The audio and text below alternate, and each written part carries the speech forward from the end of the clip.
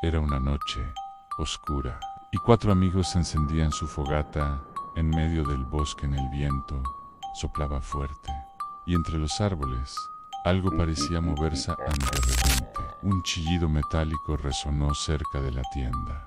Uno de ellos vio un rastrillo antiguo flotando, moviéndose solo.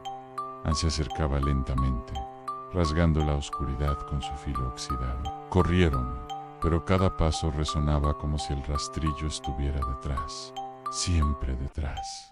El último amigo se dio vuelta, y el rastrillo estaba justo frente a su cara, suspendido en el aire. ただいま電話に出る Y ことが solo で quedó き la ません。 fogata, temblando en la noche.